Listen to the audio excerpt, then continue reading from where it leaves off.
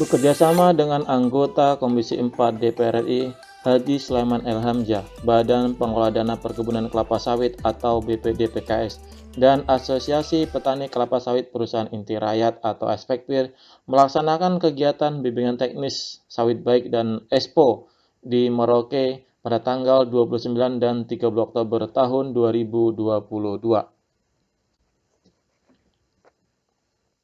Bimbingan teknis yang dilaksanakan di Distrik Muting dan Distrik Ulilin tersebut menghadirkan narasumber-narasumber yang luar biasa, yakni Wakil Ketua Umum Aspekpir Agus Tarman dan Ketua Jurusan Agroteknologi Universitas Musamus Merauke, Dr. Jeffrey Sembiring, SP, MSI. Pada kegiatan tersebut juga dipamerkan produk-produk contoh dari produk turunan kelapa sawit, seperti minyak goreng, odol, sabun, mentega, serta produk kerajinan yang dihasilkan dari limbah kelapa sawit, seperti tas, piring dari lidi pelepas sawit, dan sebagainya. Di hadapan para peserta bimbingan teknis, Haji Sulaiman El Hamzah mengatakan, komoditas kelapa sawit merupakan produk andalan Indonesia dan penggerak perekonomian nasional yang berkontribusi besar dalam membuka lapangan pekerjaan, ekspor, dan produk domestik bruto atau PDB. Dia menjelaskan komoditas kelapa sawit memang menjadi primadona ekonomi Indonesia saat ini. Namun, tantangan Indonesia dalam mempertahankan keunggulan kelapa sawit ini tidaklah sangat mudah. Salah satunya datang dari negara-negara yang ingin agar kelapa sawit Indonesia diganti dengan komoditas lainnya. Sempat muncul isu agar kelapa sawit di Indonesia diganti dengan bunga matahari, sehingga menyebabkan harga kelapa sawit turun.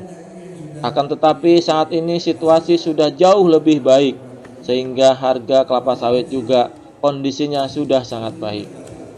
Sebagai anggota DPR RI dari fraksi Nasdem, dia menjelaskan sudah terdistribusi lebih dari 1.400 unit alat pertanian untuk semua sektor pertanian di Papua Selatan. Namun, jumlah tersebut tidak akan mencukupi karena masih banyak petani yang belum mendapatkan peralatan yang terdistribusi tersebut. Akan tetapi, inilah upaya maksimal yang sudah dilakukan untuk meningkatkan kesejahteraan petani dan masyarakat Papua Selatan. Ketua Jurusan Agroteknologi Universitas Musamus Merauke, Dr.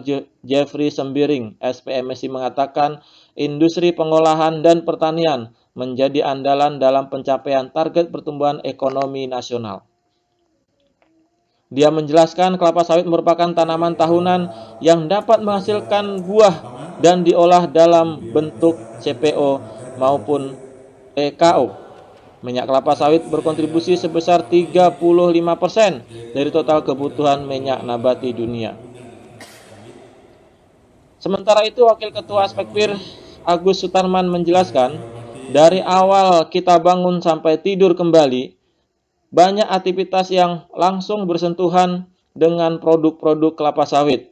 Dia mencontohkan mulai dari sabun mandi, pasta gigi, kosmetik, minyak goreng, bahkan obat-obatan medis, semuanya selalu tidak lepas dari kandungan kelapa sawit. Menurut dia, pada prinsipnya, tanah di Indonesia bisa ditanami kelapa sawit. Hanya saja perlu adanya penelitian rekomendasi yang layak. Tidaknya, tanah tersebut bisa menghasilkan potensi luasan tertentu untuk menghidupi dan mensejahterakan masyarakat Indonesia.